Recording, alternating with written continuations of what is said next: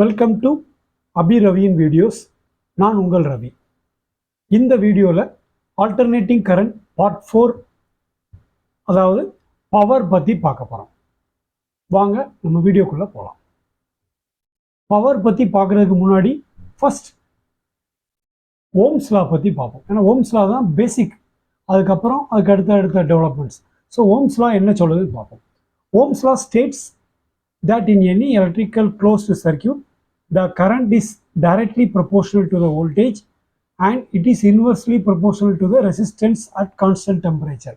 அதாவது ஒரு கான்ஸ்டன்ட் டெம்பரேச்சரில் எனி க்ளோஸ்டு எலக்ட்ரிக்கல் சர்க்கியூட்டில் கரண்ட் வந்து வோல்டேஜுக்கு நேர் விகிதத்திலும் ரெசிஸ்டன்ஸுக்கு கரண்ட் வந்து எதிர் விகிதத்திலும் இருக்கும் அப்படிங்கிறதா இதனுடைய சிம்பிளிஃபைட். ஸோ இது வந்து வோல்டேஜ் ஓம்ஸ் லாவுடைய ட்ரையாங்கிள். மேலே வந்து வோல்ட், ஐ, ஆர். ஐனா கரண்ட், ஆர் வந்து ரெசிஸ்டன்ஸ். இது வந்து இந்த ட்ரையாங்கிள் எப்படி நம்ம யூஸ் பண்ணுறது அப்படிங்கிறத பார்ப்போம். இப்போ நமக்கு எது தேவையோ, இந்த 3 குவான்டிட்டி இருக்குது. இந்த ஆல்டர்னேட்டிங் குவான்டிட்டியில் வோல்டேஜ், கரண்ட் அண்ட் ரெசிஸ்டன்ஸ். இந்த 3ல் நமக்கு எது தேவையோ அதை மறைச்சிக்கிட்டோம்னா மற்ற ரெண்டும் என்ன பண்ணணும் அப்படிங்கிறது எனக்கு தெரியும். ஃபார் எக்ஸாம்பிள், நமக்கு இப்போ வோல்டேஜ் தேவை, நம்ம வியை மறைச்சிக்கிட்டோம். அப்போ V is equal to I into R. So V is equal to I into R. இங்கே வந்து Vங்கிறது வோல்டேஜ், ஐங்கிறது ஆம்பியர், ஆர்ங்கிறது ஓம்ஸ் ரெசிஸ்டன்ஸ். இப்போ அதே இதில் கரண்ட்டு தேவை. அப்போ நம்ம என்ன செய்கிறோம், அந்த ஐயை மறைச்சிக்கிட்டோம். அப்போ voltage by R, voltage divided by R, இதுதான் வந்து கரண்ட். சரி, ரெசிஸ்டன்ஸுக்கு R is equal to voltage divided by current. இதுதான் ஒரு ஓம்ஸ் லா ட்ரையாங்கிளுடைய ஒர்க்கிங் மெத்தட்.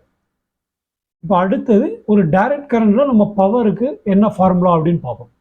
பவர் வந்து power P, electrical power P is equal to voltage V into current I. P is equal to V into I watts. பவருடைய unit வந்து வாட்ஸில் சொல்லுவாங்க, அதனால் P is equal to VI watts. இது வந்து direct கரண்டில். இப்போ டைரக்ட் கரண்டில் நம்ம ஒரு லேம்ப் ஒன்று இருக்குது, ஒரு பல்பு இருக்குது, அதனுடைய பவரை எப்படி கால்குலேட் பண்ணலாம், எத்தனை வாட்ஸ் அந்த பல்பு அப்படிங்கிறத கால்குலேட் பண்ணலான்னு பார்ப்போம்.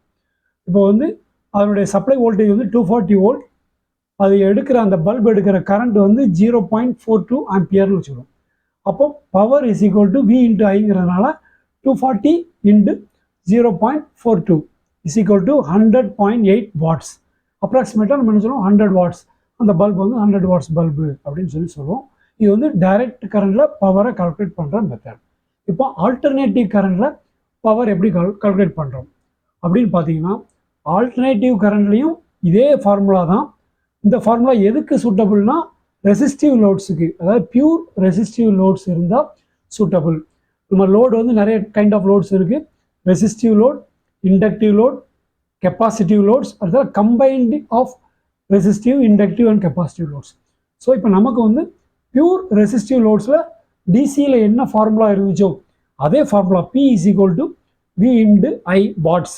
ஸோ இப்போ அயன் பாக்ஸு, அப்புறம் heater, room heater, surface heater, water heater, அப்புறம் பழைய பல்பு, இன்கேண்டிசன்ட் லேம்னு சொல்லுவாங்க, குண்டு பல்பு, இது எல்லாத்துக்குமே pure resistance, pure resistive loads அப்படிங்கிறதுனால அதுக்கு வந்து இதே ஃபார்முலாவை யூஸ் பண்ணிக்கலாம்.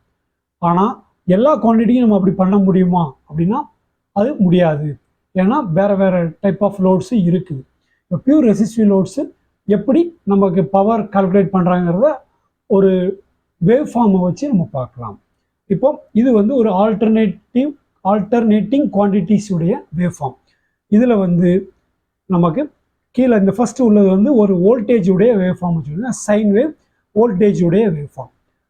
அடுத்த நெக்ஸ்ட்டு வந்து ஒரு கரண்ட்டுடைய வேவ் ஃபார்ம்.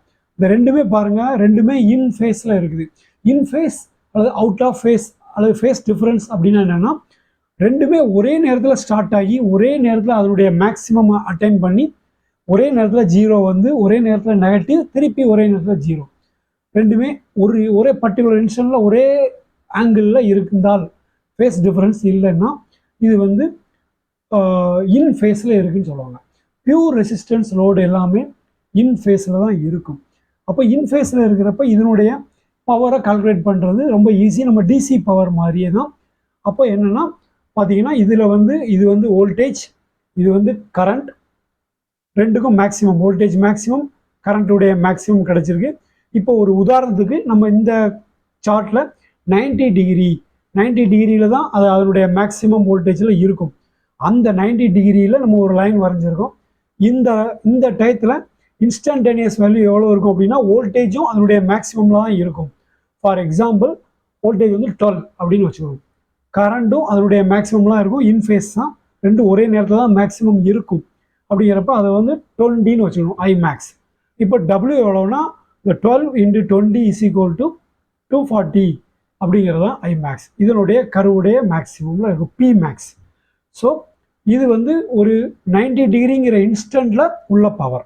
அதே இது எக்ஸாம்பிளுக்கு ஒரு 30 டிகிரி இன்ஸ்டன்ட்டில் இந்த ஒரு லைன் வரைஞ்சிருக்கும், பர்பிள் லைன் ஒன்று வரைஞ்சிருக்கும் 30 டிகிரி.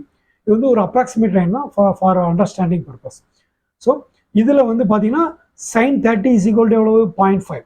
அப்போது மேக்ஸிமம் பி மேக்ஸ் வந்து 12னா 0.5 எவ்வளோ இருக்கும் 6. P instant 6. இந்த பர்டிகுலர் இன்ஸ்டன்ட்டில் வோல்டேஜ் வந்து 6. அதே பர்டிகுலர் இன்ஸ்டன்ட்டில் கரண்ட் எவ்வளோ இருக்கும் ஐ மேக்ஸ் வந்து 20 அப்படின்னா sin 30 வந்து எவ்வளோ இருக்கும் 50%. ஸோ 10. ஸோ 6 × 10 = 60. பவர் வந்து இன்ஸ்டன்ட் பவர் எவ்வளோன்னா 60 இருக்கும். இதுதான் இந்த ஒரு பியூர் ரெசிஸ்டிவ் லோட்ஸில் ஆல்டர்னேட்டிங் கரண்ட்டில் ஆல்டர்னேட்டிங் குவான்டிட்டிஸில் பவர் கால்குலேட் பண்ணுற மெத்தட். இது வந்து ஒரு பவர் கர்வ் அப்படின்னு வச்சுக்கிட்டிங்கன்னா ரெண்டுமே பாசிட்டிவாக இருக்கிறப்ப இந்த கர்வ் பாசிட்டிவில் இருக்குது, ரெண்டுமே நெகட்டிவில் இருந்தாலும் இந்த கர்வ் பாசிட்டிவாக இருக்குன்னா minus × minus = plus, plus × plus = plus. So power எப்போதுமே பாசிட்டிவில் தான் இருக்கும். ஸோ ஒரு பியூர் ரெசிஸ்டிவ் லோடில் பவர் வந்து ஃபுல் பவராக தான் இருக்கும், அதில் நோ ரியாக்டிவ் பவர். ஸோ இப்போ இதில் வந்து எவ்வளோ இருக்குதுன்னு பார்த்தீங்கன்னா 240. இந்த பர்டிகுலர் இன்ஸ்டன்ட்டில் 60 வாட்ஸ், 90 டிகிரியில் 240 வாட்ஸ். இதனுடைய ஆவரேஜ் பவர் இங்கே இருக்குது.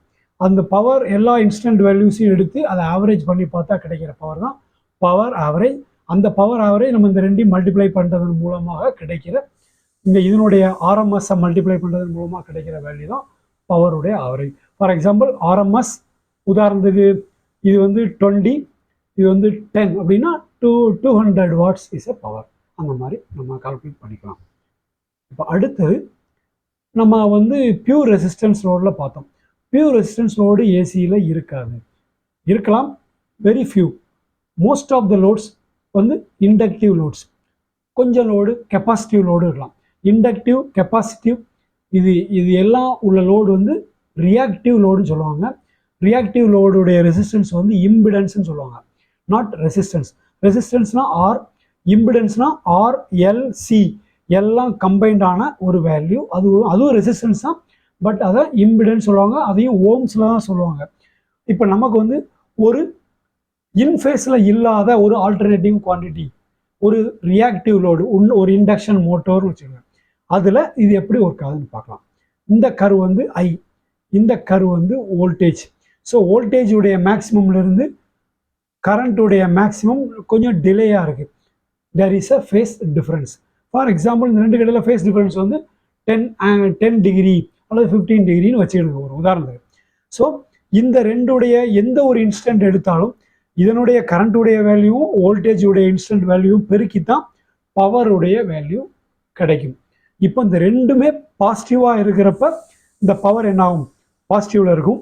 இந்த ரெண்டில் ஏதாவது ஒரு குவான்டிட்டி நெகட்டிவாக இருந்தால், கரண்ட்டோ அல்லது வோல்டேஜுடைய இன்ஸ்டன்ட் வேல்யூ நெகட்டிவாக இருந்தால் அந்த பர்டிகுலர் இன்ஸ்டன்ட்டில் பவர் நெகட்டிவாக இருக்கும். இந்த பவர் நெகட்டிவில் இருக்கிற பவர் வந்து ரியாக்டிவ் பவர்னு சொல்லுவாங்க, இது வந்து ஆக்டிவ் பவர் சொல்லுவாங்க.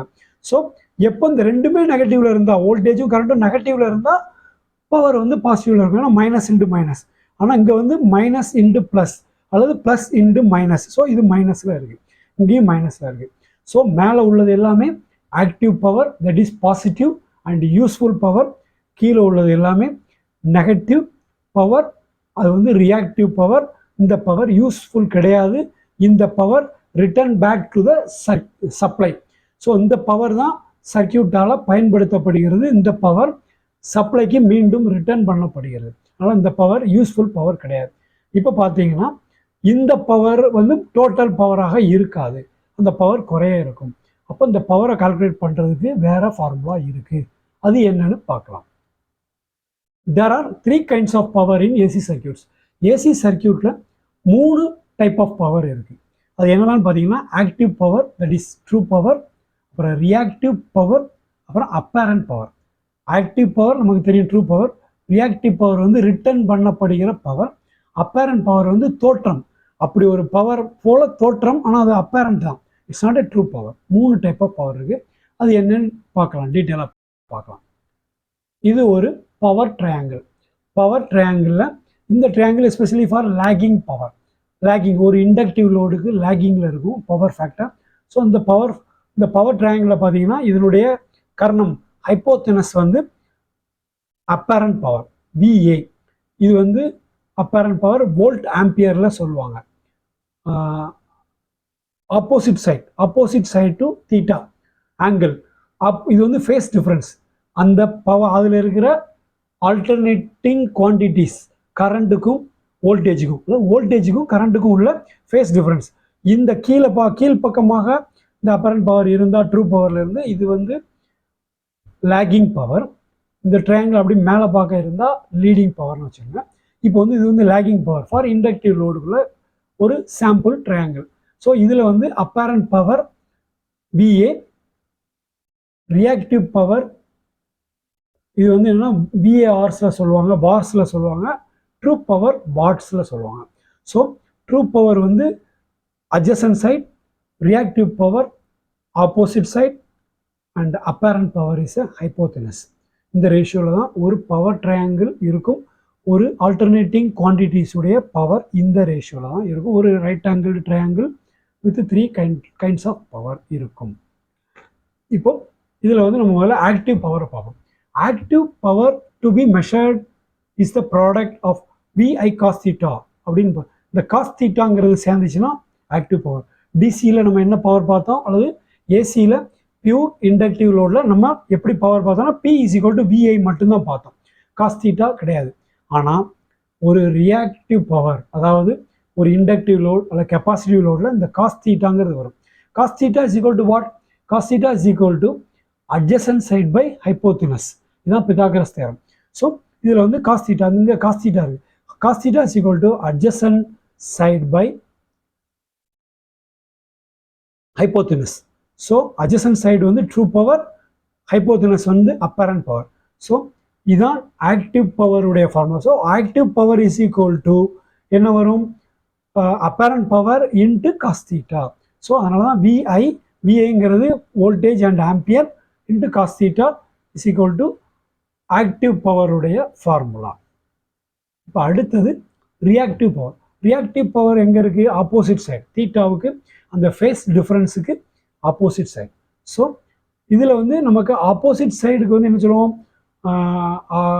Sign theta is equal to opposite by ஹைப்போதெனஸ்ன்னு சொல்லுவோம். இப்போ நமக்கு தேவை வந்து ஆப்போசிட் சைடு.